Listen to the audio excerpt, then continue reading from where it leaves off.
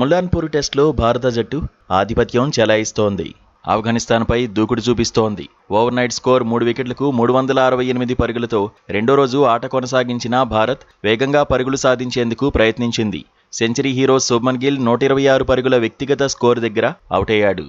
ఆ తర్వాత ధ్రువ్ జురెల్ 19 పరుగులు చేసి పెవిలియన్ చేరాడు. పంత్ మాత్రం హాఫ్ సెంచరీతో రాణించాడు. 81 పరుగులతో ఆకట్టుకున్నాడు.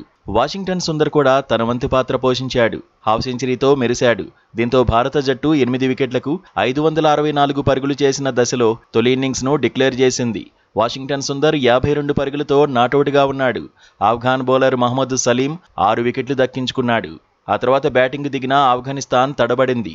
భారత బౌలర్లను సమర్థంగా ఎదుర్కోలేకపోయింది. వచ్చిన వాళ్లు వచ్చినట్టుగా పెవిలియన్కు క్యూ కట్టారు. టాప్ 3 బ్యాటర్లు 20 పరుగుల లోపే అవుటయ్యారు. చివరకు రెండో రోజు ఆట ముగిసే సమయానికి ఆఫ్ఘనిస్తాన్ సగం వికెట్లు కోల్పోయింది. 113 పరుగులే చేసింది. తొలి ఇన్నింగ్స్లో ఆఫ్ఘనిస్తాన్ ఇంకా 451 పరుగులు వెనుకబడి ఉంది. భారత బౌలర్లో ప్రసిద్ధి కృష్ణ 2 వికెట్లు తీశాడు. కొత్త కుర్రాడు మానవ్ సుతార్ 3 వికెట్లు దక్కించుకున్నాడు. ఆఫ్ఘనిస్తాన్కు మూడో రోజు ఆట కీలకం కాబోతోంది. పరిస్థితులు చూస్తుంటే మ్యాచ్ మూడో రోజే ముగిసే అవకాశాలు ఉన్నాయనే చర్చ జరుగుతోంది. తొలి ఇన్నింగ్స్లో ఆఫ్ఘాన్ను త్వరగా అవుట్ చేసి ఆ తర్వాత ఫాలో ఆన్ ఆడించే యోచనలో భారత జట్టు ఉంటుందని ఎక్స్పర్ట్స్ చెబుతున్నారు. ప్రస్తుతం భారత జట్టుకు పోటీ ఇచ్చే పరిస్థితిలో ఆఫ్ఘాన్ కనిపించడం లేదంటున్నారు. అయితే హాఫ్ సెంచరీకి చేరువలో ఉన్న రెహమత్ షాను త్వరగా పెవిలియన్కు పంపాలని సూచిస్తున్నారు. మొత్తంగా ముల్లాన్పూర్లో భారత జట్టు టాప్ క్లాస్ ఆట తీరుతో కట్టిబడేస్తోంది. కొత్త కుర్రాడు మానవ్ సుతార్ ప్రదర్శనపై ప్రశంసల వర్షం కురుస్తోంది.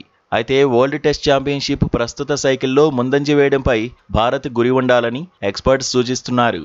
WTC సైకిల్లో జరగబోయే మ్యాచ్ల్లో సత్తా చాటాలంటున్నారు. సౌత్ ఆఫ్రికా చేతిలో ఓటమిని మరిచిపోయి అద్భుతాలు చేయాలంటున్నారు. ఆఫ్ఘనిస్తాన్తో మ్యాచ్ను జస్ట్ ప్రాక్టీస్ లాగే వినియోగించుకోవాలంటున్నారు. ఇంగ్లాండ్పై సత్తా చాటిన భారత జట్టు ఆస్ట్రేలియాను ఎలా ఎదుర్కొంటుందనేది కీలకం అంటున్నారు.